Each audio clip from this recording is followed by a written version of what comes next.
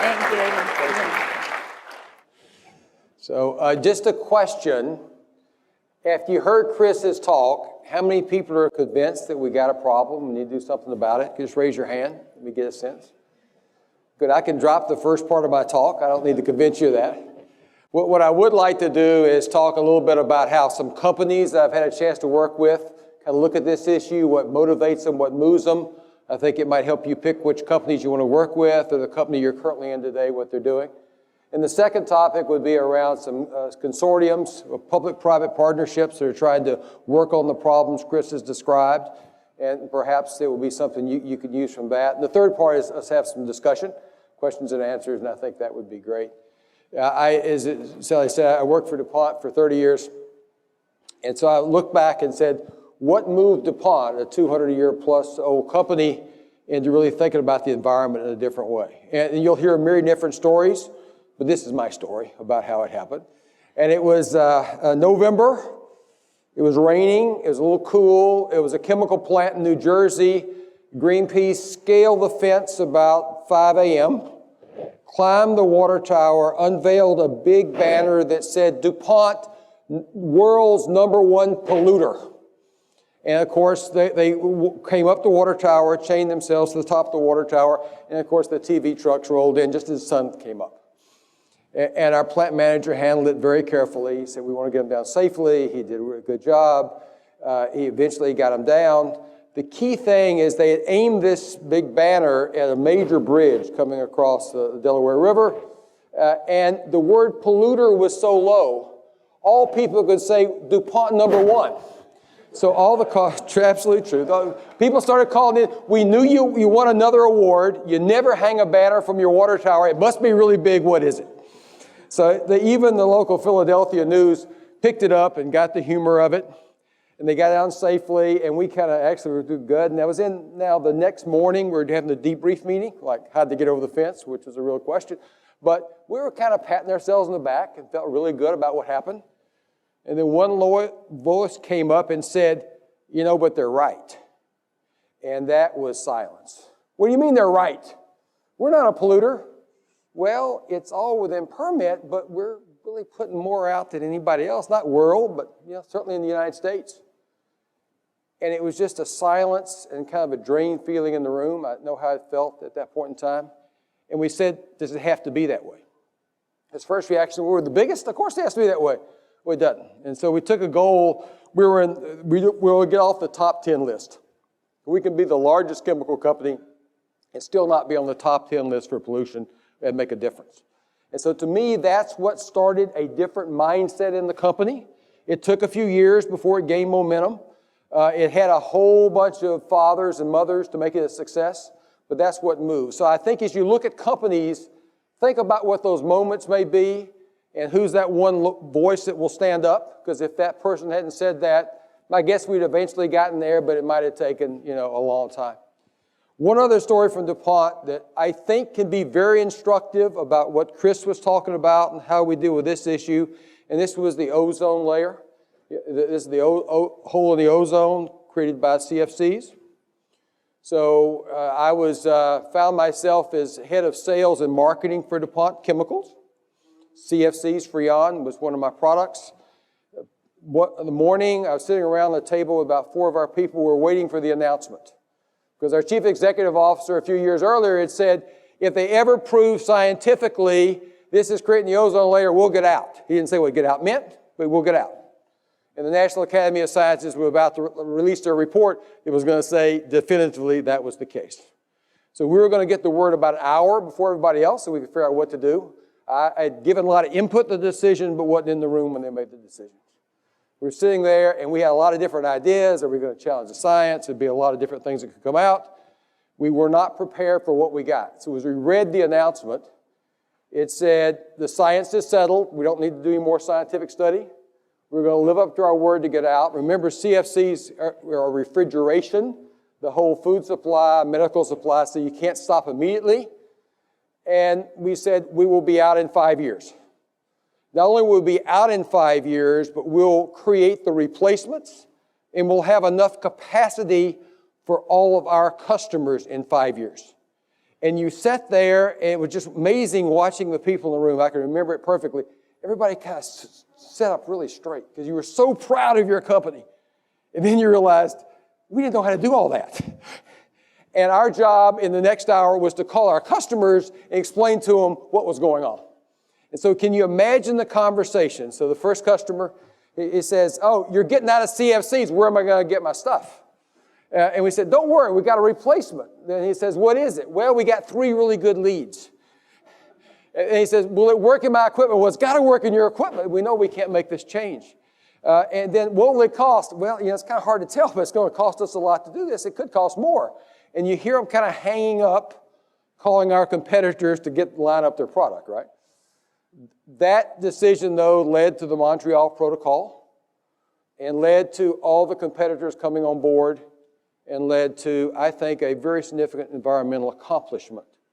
Now, if you look back at how it actually played out, there were some things that were very important.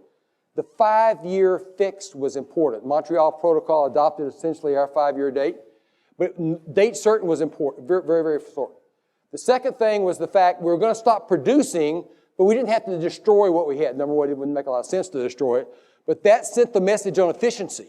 So we stopped the leaks immediately. We didn't have to wait 5 years for that. We started making progress right away.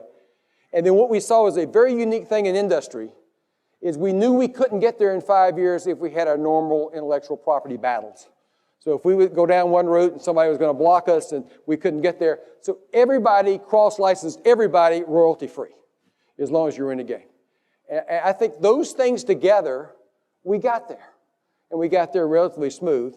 On the positive side for industry, people saw a gigantic market opening up. So a big market was going away for CFCs, the replacement was taking their place. Now we're fast forward to today, the issue is how do we replace the things we replace those with, HCFCs. So, but I think that it's nothing like as complex as the climate issue Chris described, but I think there's a few learnings in there if we can finally make them work to go forward. One other company example I like to talk about, I've been on the board of Bank of America for 5 years.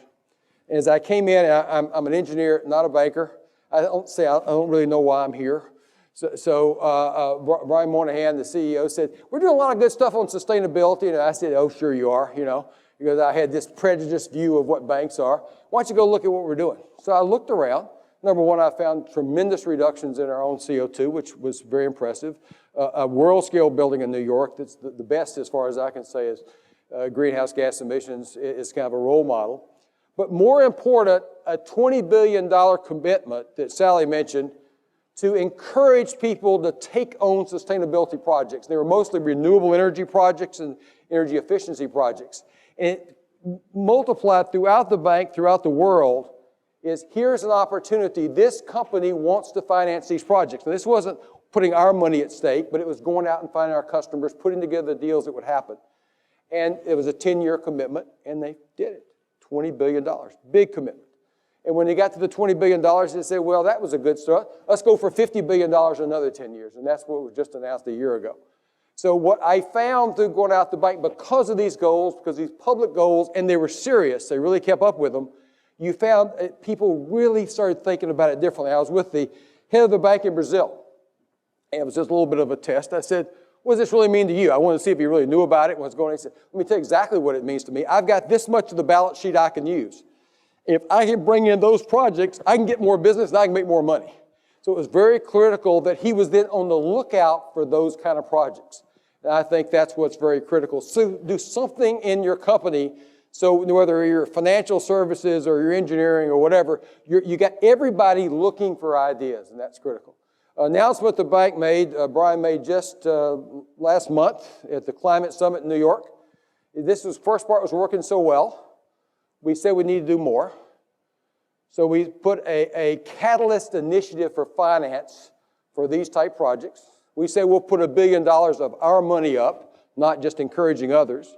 We challenged 9 other banks to match us, to make $10 billion. And we've worked a deal with the development banks to take our $10 billion when we get it and leverage it up to $120 billion for energy access and efficiency around the world. I think a major step forward. Now, why would a Bank of America be here? You keep saying, here's all the list, and was Bank of America owned because they put an ATM outside? No, but it's because of these things that they're looking at. and they see it's a better way to serve their customers, and they also see where the market is for the future. So summing up companies, there's two examples. I think companies will work in their self-interest, but you've got companies that have been around for 100 years plus and plan to be around another 100 years. They're looking at these issues differently. So search those out as you go forward. Let me move now to a couple of consortiums that I'm a part of that I think if you wanted to be here today, you might find them interesting. So the first one is Sustainable Energy for All. Excuse me. This is sponsored by the Secretary General of the UN. And Ban Ki-moon said, I want my legacy to be doing something about climate change.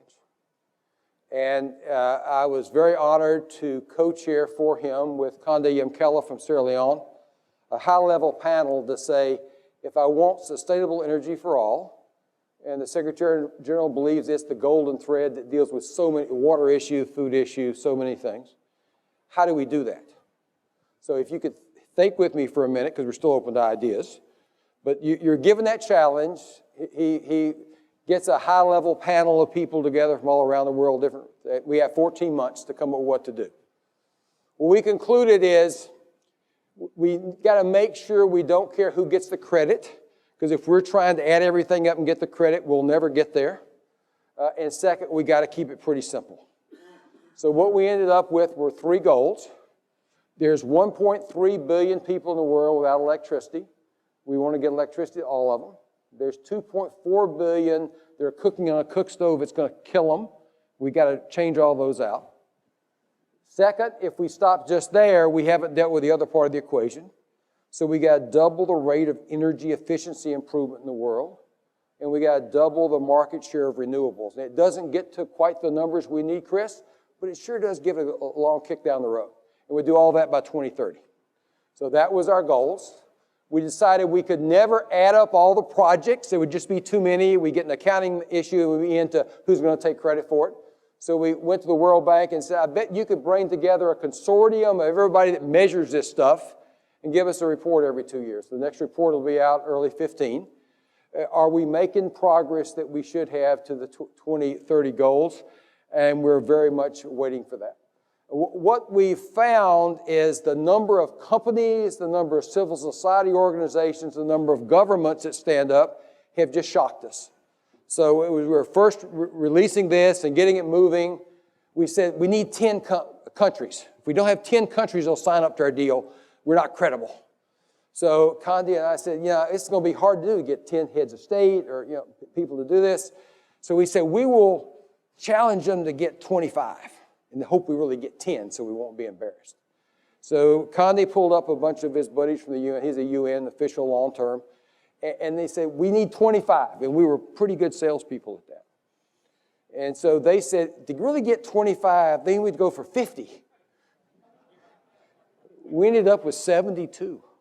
72 countries that said, we'll understand what you want in the energy plan.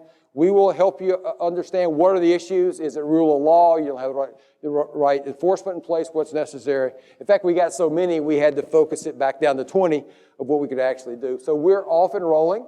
We've got 8 hubs around the world. I won't take you through all the detail, but they're renewable energy hubs, energy efficiency hubs. So I think this should be a hub right here. I think we've missed you. So I think number 9, we can probably announce this afternoon because we don't care we want everybody else to get the credit. So I think this is something pretty exciting. And I think it deals with the issue. And it also deals with this access issue. Conde's from Sierra Leone. And, I talk to him almost every day. And obviously with the health issue, this has just been a tragic time for his country. But every time I get too focused on the energy efficiency and renewable stuff, he brings me a picture back from home of women carrying firewood. And one of the women was his sister. So it really, it hit home. And I think about the tragedy going on now. It's even more reason to make this work as we go forward. Last example before we do some questions. President Carl Lerone from Mexico called about a year and a half ago and said, we're trying to answer a question. Because we got people that say it's about the economy, it's about jobs. We got other people like Chris would say, it's about climate. And so we got this debate saying if we do one for jobs and we do one for climate, it's kind of a compromise. Carter Lone's question is there a set of things you can do that actually deal with both? And his premise was, we're kind of stuck in neutral right now because we're not really investing in the old economy because we're a little concerned about that, and we're not really investing in the new economy, and that's one of the things holding the overall economy back. So the idea was to do a study to see if we could find the answer. We were sponsored by 7 countries, a lot of environmental organizations, and different companies that got involved. And we just released the results last month. So the answer to the question, is there a set of things that do both? You might guess the answer is yes. Right? Then the second question is, but how much does it cost? Is it much more costly to do it in an environmentally right way? And the answer is yes. It costs $89 trillion over the next 15 years to build out the infrastructure of the world the way we're currently doing it today. And if you want to do it in a sustainable way, it'll cost $93 trillion, 5% more. I think a pretty good investment. So that's fundamentally what the work came out. It's called The New Climate Economy. It's on the web. You can look at it. I think you'll find it actually a very interesting read and very complementary to what Chris just talked about. Let me just give you a few highlights from it. So the question of fossil fuels. Fossil fuels for the next 15 years are absolutely a part of our mix, but it becomes very clear as you go through it. You want to bet against coal, you want to bet on natural gas, and you want to bet on carbon capture and storage to team up with your natural gas. If you put that together, you probably, at least for the next 15 years, and probably a long time beyond that, you have a really workable mix of the fossil fuel solution. The second question was financing. People have not been willing to invest in these projects. When you think about large financial services institutions in the last 5 or 6 years, you generally haven't accused us of not taking risk or being creative in our financing mechanisms. Is that a fair statement? In this area, you could criticize us for that. Because I think we have been too conservative. We haven't listened to what the investors wanted to invest in, what kind of instruments they needed, and make the money flowing out in the form that people needed over a long enough period of time and the sizes that we needed, because it's very different than other kinds of investments. So very justified criticism for our lack of creativity. I'm very proud to say Bank of America and many others have stepped up to that. Let me just give you one example. 5 years ago, there was something called a green bond. That's a sustainability bond that a corporation would issue, and they pledged to use that money toward sustainable projects. 5 years ago, there were 3 billion issued. This year, there will be over 40 billion issued. There has been an unleashing of this. I'm glad to say Bank of America was one of the first ones to do it, to basically match investors with users. There's a new instrument called yieldcos, which is an equity instrument that a good friend of mine from a solar company, I won't use his name, but he's from Europe. He's been in the business for 20 years. He said, this is the biggest change in the solar industry I've seen in 20 years. And we know the technology's moved tremendously. And I said, you mean outside the technology? He said, no, this is so much bigger than the technology, because all of a sudden we now see a way to invest in these projects. So the second thing from our new climate economy study is the financing is there.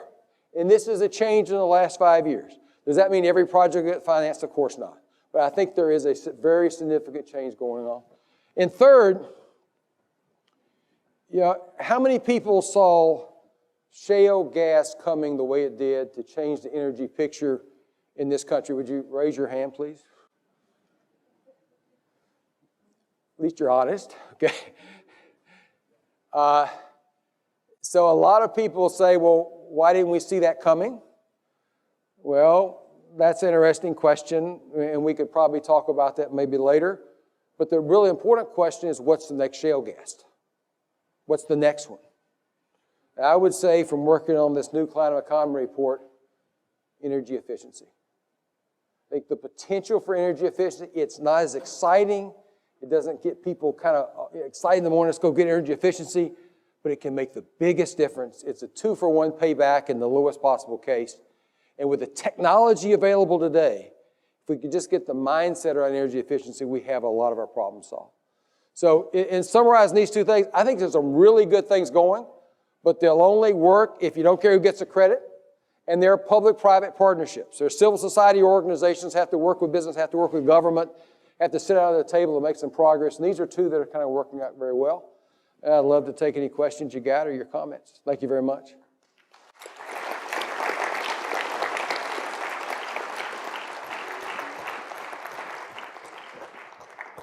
Okay, questions.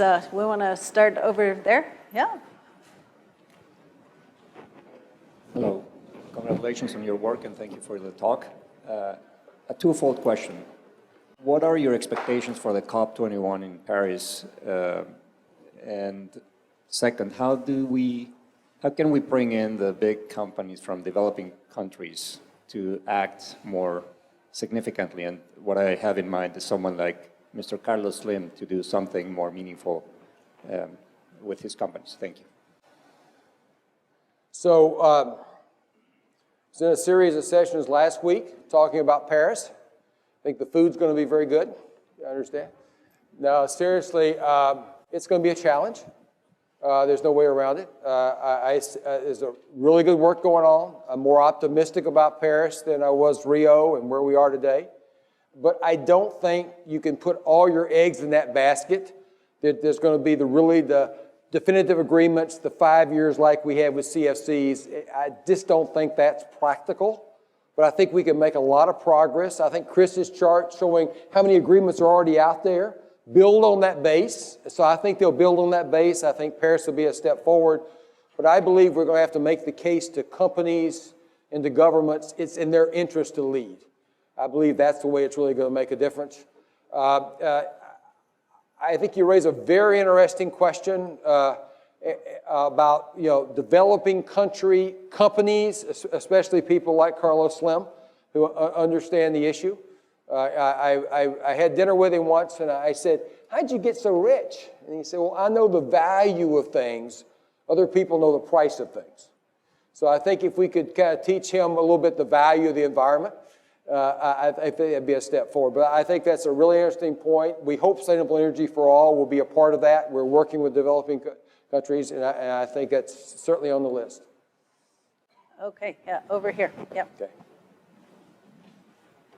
Hi, interesting talk. You mentioned efficiency. Efficiency's always been on the table as a big lever arm, but the problem with efficiency is we tend to use it up. We don't maintain it. For example, miles per gallon go up. People live farther from work, so that they end up commuting farther. They use the same amount of energy. You build a bigger refrigerator to handle more stuff because the efficiencies of refrigerators have gone up. So, I mean, to say that efficiency is a big part of this, it's maintaining the efficiency so that we don't end up using just as much energy. Boy, I couldn't agree more. So you probably need more than just the tool of efficiency. At DuPont, what we did, we saw a big stake here. So we just said, here's how much, we put a cap on how much energy we use. So we say, if you want to grow, you better get more efficient. And it's amazing how creative people can get when they want to grow, that they want to expand their business.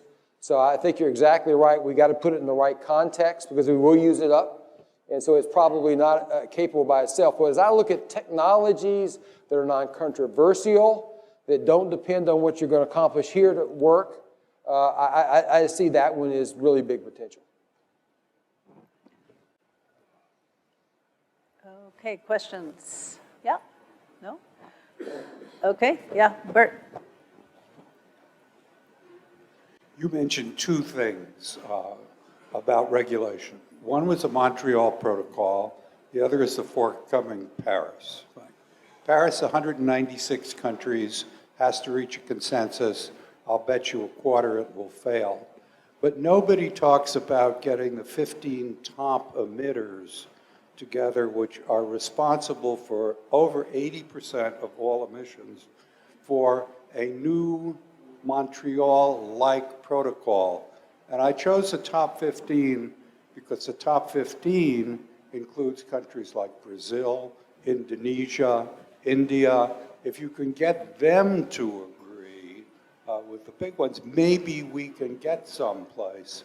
And you from the business side probably have a much better feel of how to make that work than I do from the academic side. through this Sustainable Energy for All work, I had a chance to present to 162 countries. That wasn't fun. They were polite enough to let me finish. And then they started reading these papers that had been prepared before I talked. So I had this idea they weren't really about what I was talking about. So the challenge that the Secretary General has of bringing all these countries together, be it at Paris or on anything else, is just tremendous. So I couldn't agree with you more. I think there's a lot of conversations going on between countries. I mean, I think what President Obama's done has been some really steps forward. The EPA regs are a step in the right direction. The communications with China are important. The fact that China kind of understands what's going on, understand their stake in this is very critical. So I think it's a great idea. I think your number is a pretty good number of what could really make a difference. And I do think it's the role of the developed economies to lead. And I think as we do that, we can, through Sustainable Energy All and other efforts, we can bring along the developing economies with time. One thing that's really hit me, though, in SE for All, we have a couple of major U.S. utilities working with us. And they want to look at what does the grid mean in Africa as we build it out. Because we think they might be bringing it right back in this country. What will the grid ultimately mean here? So I think there's a lot of opportunity. We can't leave the developing countries out as we go. Okay, right next to you, yeah. Spoke a bit about the significance of public-private partnerships in addressing the challenges of sustainability globally. If you had to identify the single most high-impact public-private partnership that does not exist today that would tackle some of these challenges, what would your suggested public-private partnership be?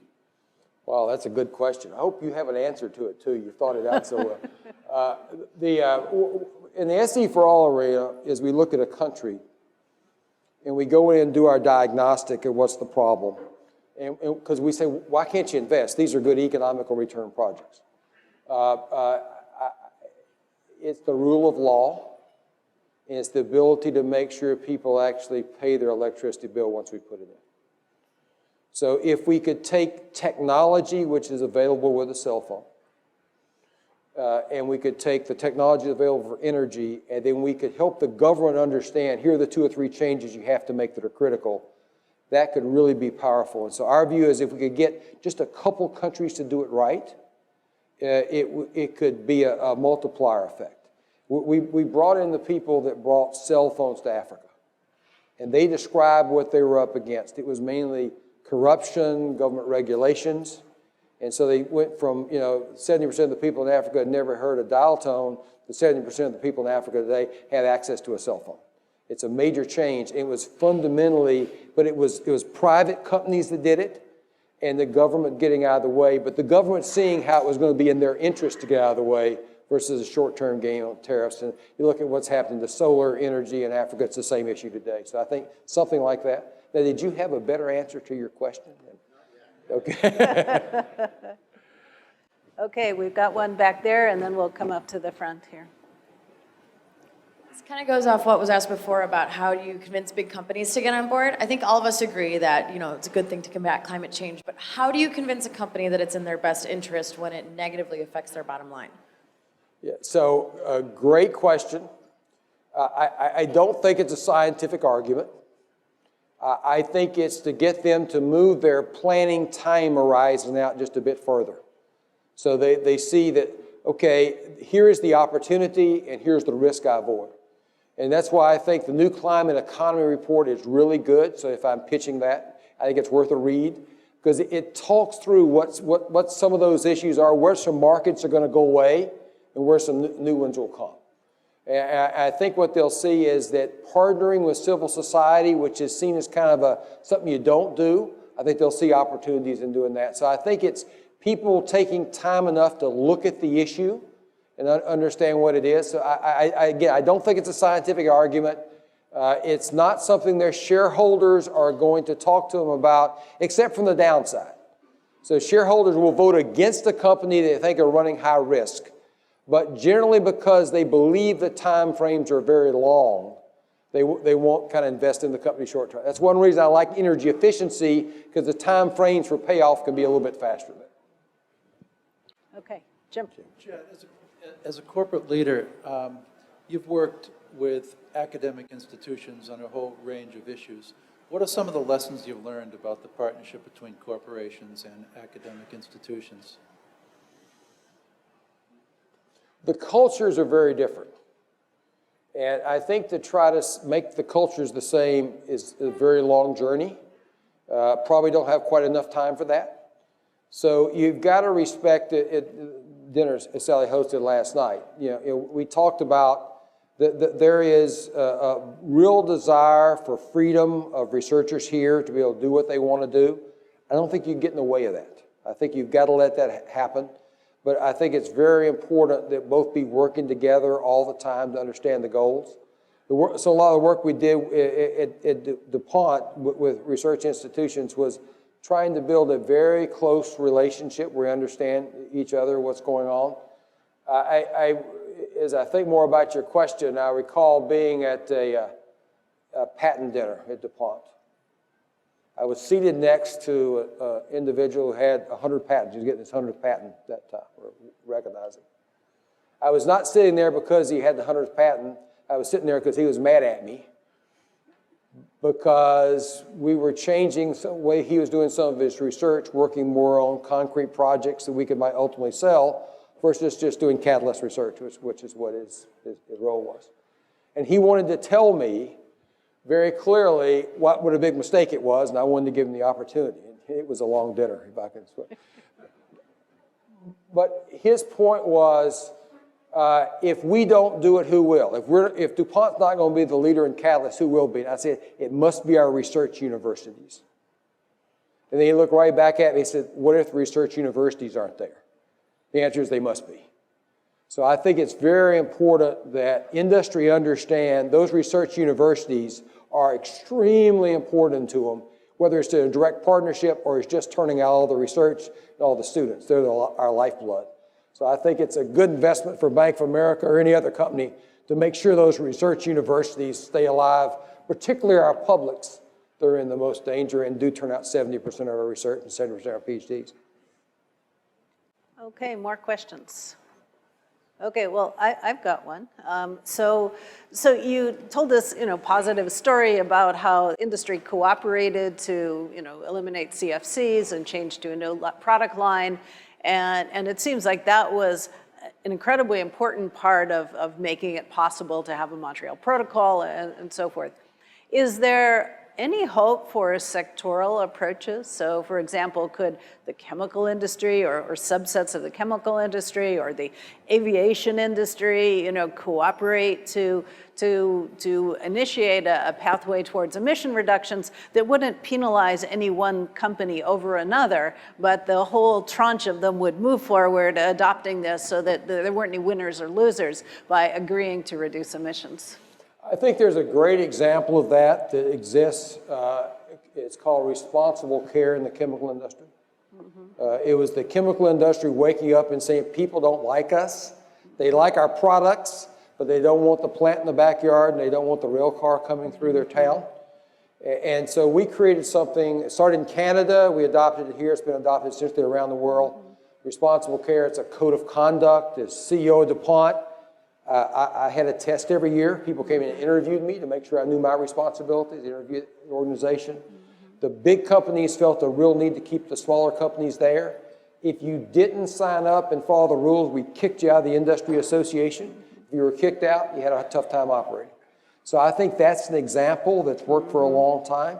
So I think you raise a great question. And for the chemical industry, possibly oil and gas industry, possibly aviation, yeah.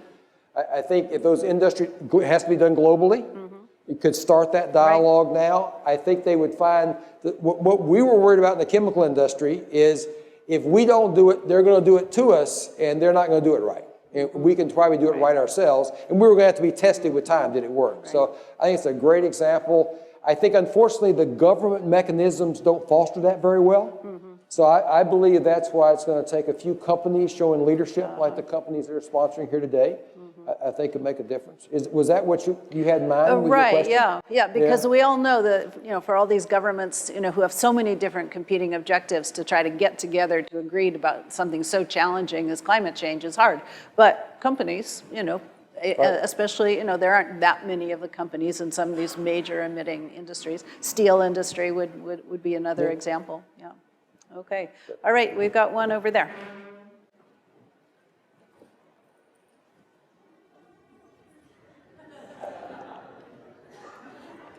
Could you say a little more about the interaction of long-term industry research versus academic research? That is, in terms of what kinds of things could you do inside DuPont that would make sense? What kinds would you look for research universities, and which kinds were overlapped? So DuPont's been long-range discovery research since the 1930s. And because we woke up and said we're not going to grow without it. It's something that as CEO I protected, so my chief technology officer, he or she had this much money and we were never going to touch it. It was theirs to use and we weren't going to critique how they used it. We would just every once in a while kind of look in and see, what was going on. But it was very important and I think that was critical. DuPont's very, very strong on biotech today. And this chief technology officer said, I want to take you out to this lab. He wanted to give me a ride out to the lab. I thought it was a little odd. He wanted to drive, So he said, hey, I've got this little skunk works going on. Do you want to see it? And so we pulled into the shopping center. It was a strip mall. And he cut a deal with the University of Delaware. And she was chasing genes, gene sequencing. I'd heard of it, understood it. Sure didn't know we were doing it because he hadn't told anybody we were doing it. And so I went in and I was amazed. But it was because he had that money to work with how he wanted to, that he was spending, about 5% of his allotment on that got us started, which is now the whole future of the company. So that's why I think that's very important that companies keep some of their own discovery research.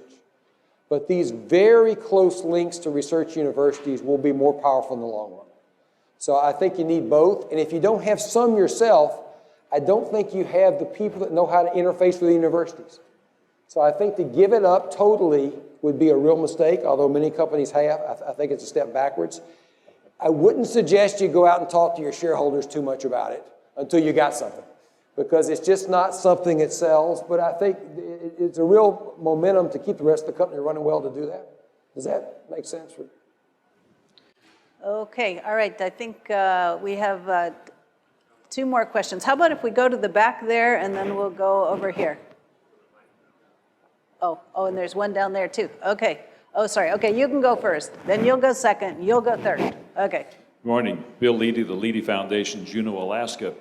The energy industry is the world's largest industry, now 85% fossil. Do you think we should agree, as business people, researchers, and citizens, that our objective is nothing less than converting the world's largest industry from 85% fossil to 85% or more renewable energy as quickly as we prudently and profitably can do so? Yes. Thank you. Okay. Next Can I question. elaborate on my yes? Look, if I'm on Shell's board, look at our scenarios, and under both our scenarios, mountains and oceans, we're out of business in oil and gas by the end of the century. And my guess is Exxon has similar numbers. I'm looking to see, but if you look over 3,000 or 4,000 years, coal, oil, and gas are a big blimp. And it's going to change to something else. And so the issue is, do we get there in time so Chris's negative scenarios don't come up? So it's not a question, are we going to get there? So we're going to get there sooner. And I think the energy companies have great capability to help with that transition. So I don't think they're the enemy. I think they're an enabler to make the transition. Okay, back over here. Hi. So I see several potential ways of solving a lot of climate issues. One roadblock is really changing opinion. So whether that's in the boardroom or with investors, you really have to change the opinion of these people to change the way they conduct business. And another is sort of treating the symptoms, is research at an academic institution like this. But I see one underlying root that maybe is a potential solution, and that's starting earlier in the educational system to, encourage science and technology research, but also get people to just sort of believe that this is such a huge issue that it's going to continue in the future. And so it seems like that's one potential public-private, solution, is really inspiring these educational programs much earlier than at the college level. Do you have any comment on that? I agree totally. I think that's absolutely essential, and we just need more funding for it, more determination, probably more individual communities taking the lead themselves. I work with National Geographic, and it's one of the things that we've identified is very important to if we can, because we've got this Geo magazine that goes into the elementary schools. So if we can start putting that in the schools in a form where people can relate to it and understand the details, is critical. I think until we make that change, it will not happen. I do find, I was at a climate conference in the Philippines. People there weren't confused. They understood climate change and it was going to flood them out. And since that conference, it's happened about 3 times. So I think keeping it pretty simple and pretty direct, not too complicated a story. I thought Chris's story hit exactly right. We've got to get that message out, what we're doing. And again, if I come back to the new climate economy, if we say you have to have a lower standard of living to do this, it's a tough sell. But if we say we really can't have at least the same standard of living with only a 5% more penalty, I think that sells. Okay, and I said we'd do one more here, but we need to be quick. Yes, hello again. You mentioned your conversations with President Calderon and Carlos Slim. I was curious if you mentioned or if you discussed the solar market in Mexico. Today's installed capacity in Mexico, total installed capacity in solar, is 80 megawatts. Yeah. So, very simple. We didn't talk about that, but I understand your question. on how to improve this. I think President Calderon has moved back home. Hopefully he'll be successful with that. Okay, well, thank you so much. That was wonderful.